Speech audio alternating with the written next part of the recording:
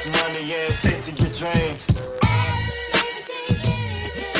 Easy beat, turn the place, everything. Marriage and relationships are not about brains. Trying to raise a family is so insane. He tries to keep politics off the brain. But sitting in the questions, he might just scream. Business and entrepreneurship is his thing. There is society, then there is reality. That's my dad. That's my daddy. Welcome. I am BBT.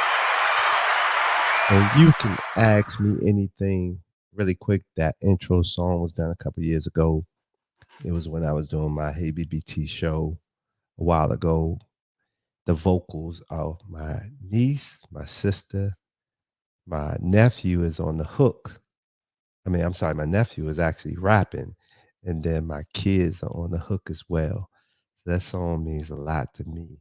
And I think it's an epitome of who I am as a person.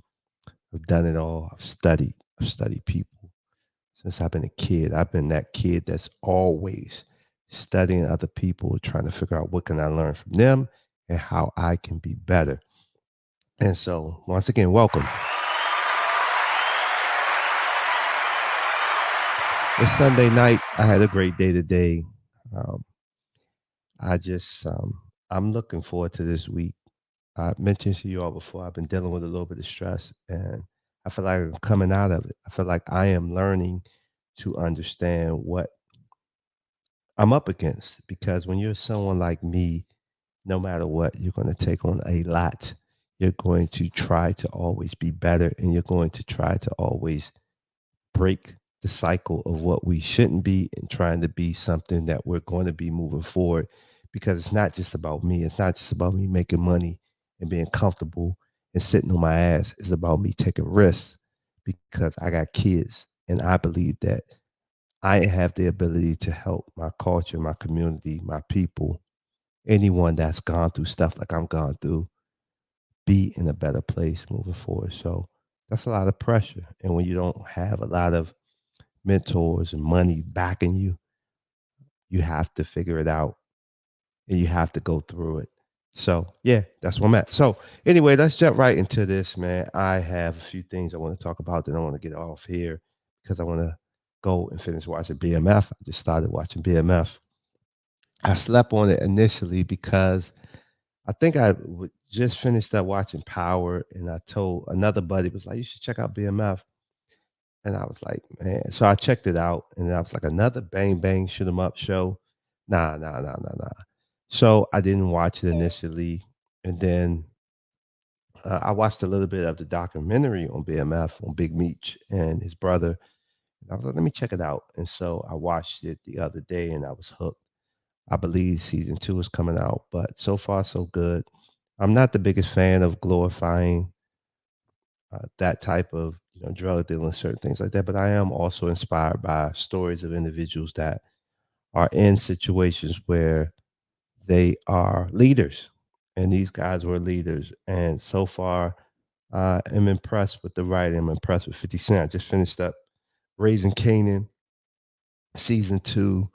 And I definitely want to applaud 50. I think he's doing this thing with the Power series, especially with Raising Canaan. I think that is the best one out of the whole series. So, yeah, I'm watching BMF, and I think it's pretty good. But anyway, let's jump right into these tweets. The first tweet I got is this. And this is from the Kyrie Irving interview post the show that I talked about on the last show. And I just want to highlight this. And this tweet says, I'm not out of control. I'm just not in their control. And this pisses the powers to be off when you have a guy like Kyrie who's making a lot of money. And they just want him to shut up and just dribble, just play basketball, just be quiet, follow the narrative. And, you keep your mouth closed. And Kyrie's like, no, I'm learning stuff I've never learned before. And I got a platform, and I'm going to teach my people. And I think when they hear things like I'm not in their control, and he clarified, he said, I don't want to say there, but we understand what there is. And the truth of the matter is, he's not in their control. And so I applaud Kyrie. I want him to keep going. And hopefully he inspires other players, not only that's currently in the league, but people coming up. Speak your mind. Create your platform where you're not boxed in, where once you sign that contract for that NFL contract or that Major League Baseball or that NBA, that your voice is not going to be silenced. If you have a platform, educate and free your people. So next tweet, Jason Whitlock says cowards ripping Kyrie Irving for retweeting a documentary that is being promoted on Jeff Bezos' Amazon platform. A certain demographic's thoughts are heavily policed while others are free to think whatever they want. So that's Jason Whitlock. Jason Whitlock, I know a lot of people have issues with him. When I hear him and I listen to him speak, I like what he's saying. Like I said, from my perspective, I don't follow anyone blindly. I don't follow anyone to a T. I like to hear thought leaders. I like to hear people think outside the box. I like people to challenge the narrative, and he's definitely one of them. But yes, Kyrie Irving should have every right to talk about a book or a movie that is on a public platform that anyone could Google and research. And he said it in his post-game interview. It's 2022. We got to stop this lying. The information is out there. Stop trying to suppress it. Let us know what's what and let us make a decision to decide this is what I'm going to believe and not believe, and this is what I'm going to understand. But instead, we try to call a person that points out information that's out there as a hate monger and things like that. So the next tweet, Cedric Muhammad said, Black athletes and entertainers don't have to support Kanye Kyrie, but I expect them to acknowledge the experience so many of us shared doing business with individuals from other communities who profited from our ignorance while promoting the self-enlightened interests of their own. I mean, I think, the crazy thing about Kanye's comments, about Kyrie's comments, about more and more people speaking out is that this has been going on forever. Like, why are we just cool with being the top athletes, the entertainers, but don't own it, but not owning shit?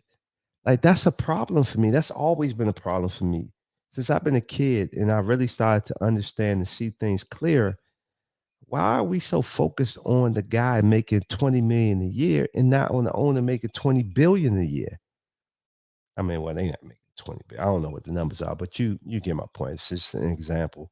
And so, yeah, I mean, let's we gotta change the narrative. Hopefully, with the more outspokenness of people like Kyrie and Kanye being more honest about what he's going through since he spoke out, I hope that this sparks a generation of people who just say, I'm not chasing the money, I'm chasing my freedom. And that's what this shit always have been about.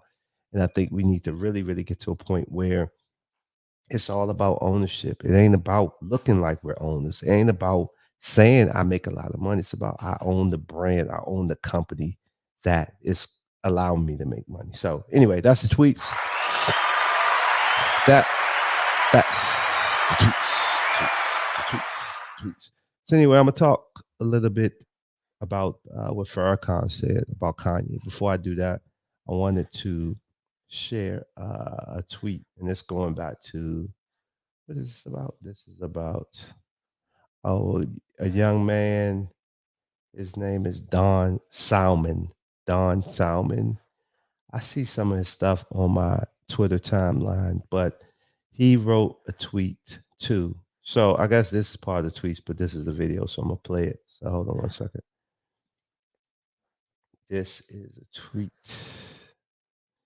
tab. Let's do this. Let's bring this up in here. Sorry, I should have had this all queued up. I apologize. So let me play this video. Malcolm X is an American hero. He's even got a holiday honoring him, May 19th. Let's see what an American hero has to say when they asked him was he anti-Semitic. Are you anti-Semitic? anti-Semitic. You've many of the things that I've read about you, and you've made a mention a couple of times about the Jews and everything, and I'm wondering if you are personally anti-Semitic. No, how can I be anti-Semitic when the Arabs are half the Muslim world is Semitic? If I was anti-Semitic, I'd be anti-Arab and everything else. No, I think that in this country, there's one mistake that the Jews make. They put themselves in a position where whenever anybody gives an objective analysis of the role that they play, they defend themselves by accusing you of being anti-Semitic. And a Negro is not anti-Semitic when he says that the man who's exploiting him in his community is white, because it is a white man who owns all the stores. Now, is it an accident that these whites who own these stores are Jewish? If it's an accident, then the fact that he says the Jew on the corner is exploiting me isn't an anti-Semitic statement. It's just more descriptive of the man who's exploiting him. So with that being said, talk to him, Ye. I forgive the Jewish media for creating the Ye's crazy narrative and, buying up the black voice and bullying us and creating a mob culture to scare people that anytime they bring up that a contract was wrong is labeled anti-Semite as a way to disable people from their truth. I forgive the Jewish culture for that. So there you have it. Yes, you heard it from Malcolm X's words. This has been a narrative that's been pushed for a very long time. I think about, I've read the autobiography of Malcolm X. I read so many things on Malcolm X, and I'm one of them people where once I started to learn about Malcolm, because when I was a kid, it was always Martin Luther, and this is nothing against Martin Luther King, but it was always kind of positioned as Malcolm X was the rebel. And then when I read about him and I learned, I'm like, hold up, why weren't we not taught about Malcolm's teachings as well as Martin's teachings, so we can all put that together and come up with our own understanding of the struggle from different perspectives from Black leaders. And it's intentional why it's not that way. But yeah, definitely Malcolm talked on a lot of different things. And as you can see from this video, what Kanye Ye West is going through, Malcolm was talking about, what was this, 60 years ago? No, yeah, 60 years ago. I'm just going off what he said. So if it wasn't 60 years ago, I apologize. But so, yeah, man, it's crazy. It's crazy because I think we're waking up, because I think these things have been around for a long time, but they've been hidden in books. They've been hidden in things that we didn't have full access to. And now you have someone like a Ye that captivated so many people with his music, and now he's talking about being president. He's talking openly about contracts and looking at it and sharing his truth and putting his wealth and his reputation on the line. I think this is going to wake up a lot of people. So definitely, but it just goes to show these things were discussed and they've been going on for a very long time. So, but anyway, let's jump into the Farrakhan points that he made in terms of Kanye. So let me play this first. Give me one more second. I should have all that queued.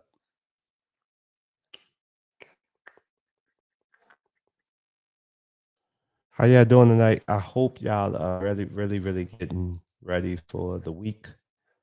It is it's a lot that let's do this. 2020 now. Okay. It's a lot going on this week for me. I'm super excited. I've been crushing it with my home care business. I mentioned that we're about to release the beta for Body, and so I'm super excited about that. And what's so interesting about me? Well, what's so interesting about Body and what I've done is that a lot of people have kind of written it off because it didn't blow up right away. But I'm sitting back just studying and studying and studying. And when we do roll out, I feel like we're going to make such a big impact on the bar and restaurant industry that it's inevitable that it takes off pretty quickly, even though I don't want it to. I want it to go slow so that we can study and make sure we perfect what we're doing. But yeah, I thank you for all the people that have written me off and written it off. But we know what we're doing, I think. So anyway, let me play this.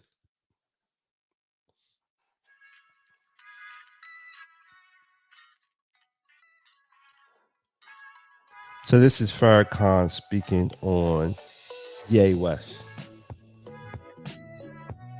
Now the ADL has jumped on Kanye West because he said black people don't have the same level of connections as Jewish people. Black people don't have the same connection as oil people, quote. Did he lie? No, he told the truth. And the ADL, Mr. Foxman, issued a press release on the 2nd day of December 2013. Hey, really quick, the ADL is the Anti-Defamation League. So if you didn't know that, Google it, look it up, read about it. Anti-Defamation League. That's what he's talking about. So. And this executive director said, quote, if the comments are true as reported, this is classic anti-Semitism. There it goes again. The age-old canard that Jews are all powerful. No, you're not all powerful, but you certainly are powerful. And you control the levers of government. You don't want to admit it. But as a celebrity, you're telling Kanye West he should know better. He does know better, and that's why he said what he said. Then you said to him, we hope that he would take responsibility for his words, understand why they are so offensive, and apologize to those he has offended. You know what, Mr. Foxman? I wish you and I could have a dialogue.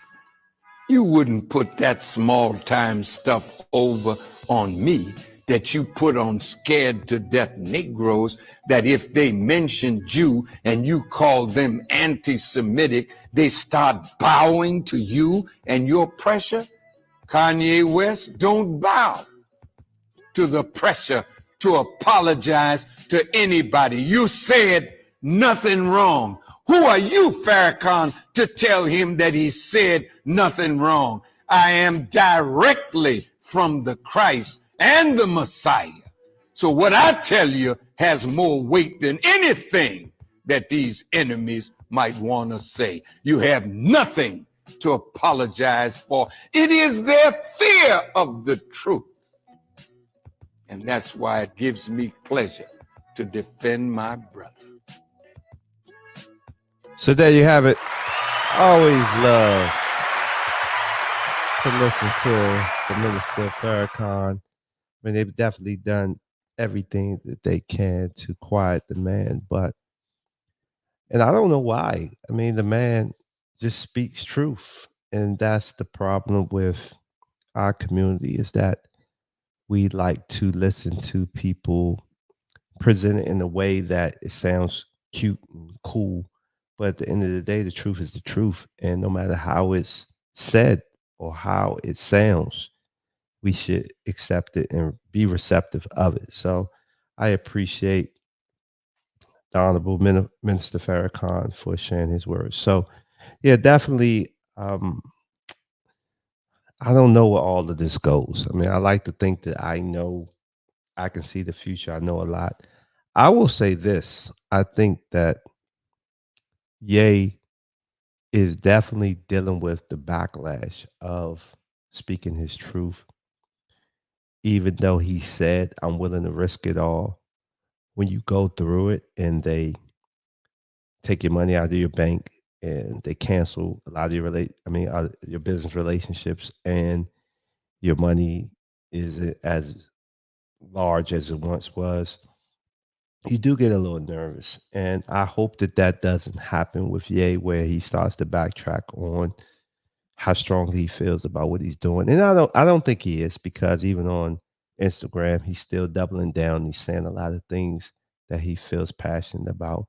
But I just hope that he understands that this is a part of the journey. And I know he said it, but I think there's a difference between saying it and then when you're going through it, sometimes that could scare the shit out of you. So I just hope he stands his ground. He definitely does what he does. So to go back to my point, I do think that we are seeing a change. I don't know what that means, because I truly believe that the only way situations really turn around for my community, for the Black community, is that economics are impacted, that the money flow comes through. I'm not talking about reparations, because at this point it doesn't seem like that's a viable thing. I mean, you think about President Biden, he came in saying that if you don't vote for me, you're not Black. And you would think that if he has that strong a stance for the Black community, that he should let the dollars flow. There should be some type of Black entrepreneur fund where if you're starting businesses, here's a loan at 1% and you're good to go, because that's been the reason in how other demographics and communities have been able to build their businesses. But I haven't seen it, and I don't know that it's coming, because I don't think that as a Black community we are together in asking for these things. We should get them, y'all. We should definitely get them, because this is what others have done. If you watch COVID and you saw that they can let the money go, they gave us the opportunity because they had to try to turn things around because shit got so bad.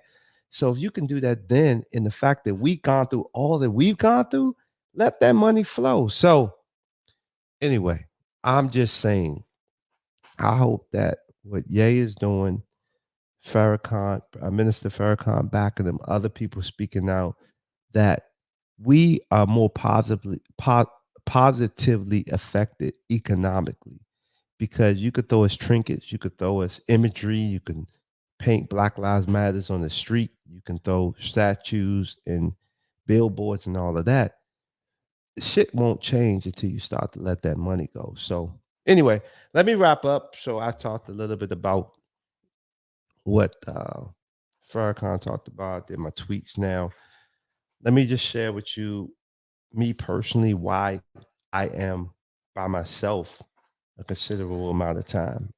I like to think that I am someone that from day one, I have a book titled that I don't know if I'll ever write, but it's one of my to-dos, and hopefully it happens. But the title of the book is Born to Lose. So I was raised by my grandmother. My grandmother had always had a saying that treat others like you wanted to be treated.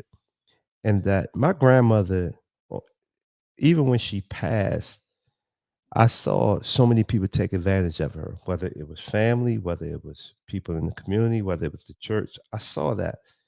And that's how I was raised. I was raised to just be a good human being, always to look out for other people.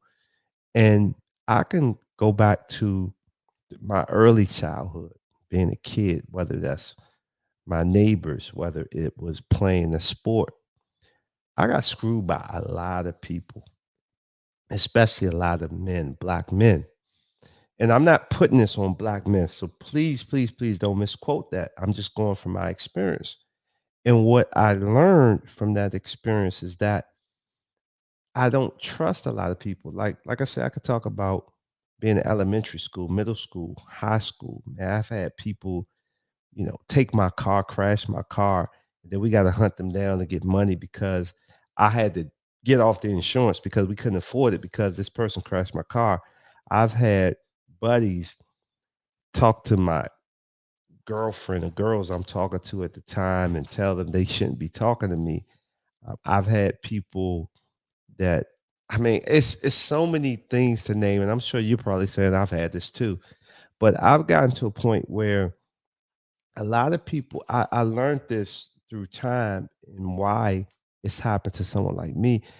A lot of guys don't like people like me because I'm driven beyond anything else. Like I won't accept being unhappy.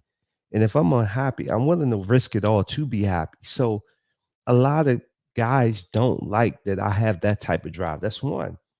Secondly, I have strong relationship with women, And a lot of men can't accept that. They can't accept it. How do these women like you and want to have a relation with you and you ain't sleeping with them? They ain't this and this and that. So I learned very early on that I can always relate to a woman more than a man. Even though I was hanging with men and guys all the time, I always understood the value of having a strong relationship with women. And unfortunately, a lot of guys don't see it like that. They look at women as objects. So when I got these women around me, whether I'm doing business with them, whether they're business partners, whether they're just hanging out, a lot of men couldn't understand that. And I think that was always an envy for a lot of men. And then finally, I think that I've learned how to make money. So a lot of men and guys around me couldn't, didn't fuck with a guy like me because I know how to make money. I know how to make it on my own. And so it's not one or the other or all or whatever the case may be. Because of these things, I've had a lot of situations where my relationships with the same sex hasn't necessarily been as positive as they should have been because at the end of the day, they look at me as an op in the sense that how is he able to do this and I can't? And I'm like, well, you got to really process who you are, understand the value that women bring. You got to understand how to go out and get your money. And you just, and like I said, you can't teach a person to be a good person. I think that's, ultimately how I was raised and who I am. And I think that because I'm that way, it's put me in very vulnerable situations because where I'm trying to do the right thing, when my grandma said, treat out, this is how you want to be treated, most people don't look at it that way. But over time, seeing my grandmother die, seeing how she went out and seeing how people still owed her money and still treated her wrong, even though she was willing to do whatever to treat them right. I took that personally and I said, I'm not going to be that way. So now, at this point in my life, I'm by myself because I don't trust a lot of people because I'm the person that's always put my neck out there for people. Man, you can freaking interview people that know me from back in the day. I put on so many people to help them get a job from my first job. I told y'all a little bit about when I started working at Fannie Mae. I put so many people on, even when I was a contractor. I'm bringing this person on, that person on, that person on. When I started getting the real estate, I'm bringing people in. Hey, connect them to this person, that person, that person. To the point when I became like a legitimate entrepreneur, I'm hiring everybody. I mean, people at the bar, they come and work for me. Like, you have such a good person. I see something in you. And I got screwed a lot of times. And that's not to say I'm perfect. That's not to say I've made mistakes. It just goes to show that when you are a cat like me and you have a big heart and you were raised to be the way that I am, and that's why the title of my book was Born to Lose. If I do all the things that grandma said, and grandma, I'm not going against what you said because I think because of what you said, I've been very fortunate to have a lot of good things in my life. Where I'm getting at with this is in a world full of people that's trying to take, you get screwed. And because I understand this now, because I've spent a lot of time by myself, with myself, meditating, understanding, learning, realizing, recognizing, accepting.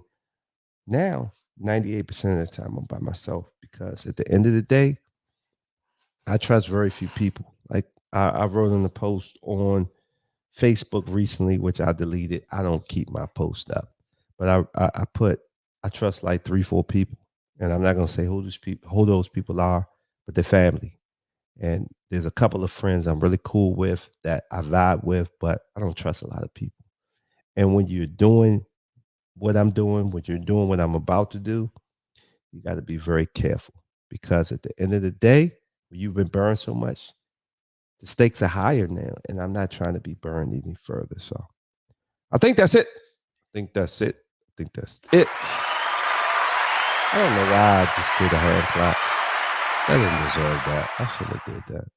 But anyway, it's Sunday night. I am about to go watch BMF. I am about to go get in bed. I hope that you are processing everything that life brings you. I hope that you had a very great weekend, and I hope that you're ready to crush the week. I'm definitely going to crush the week, and yeah, I think that's it. Please feel free to subscribe, leave a comment. Man, I'm an open book. I'm not, I'll be totally honest with y'all, this whole YouTube thing, I'm gonna share a lot, but I can't be 100% honest on here because I still feel like a lot of this is fake, but I feel like I am owed, you are owed my honesty. I feel like I've done a lot and I just want to help people. So anyway, feel free to leave a comment, message me on Twitter, whatever, however you can get to me, and let's talk. I'm open and I'm ready to just share my truth. So anyway, I think that's it. I'm out.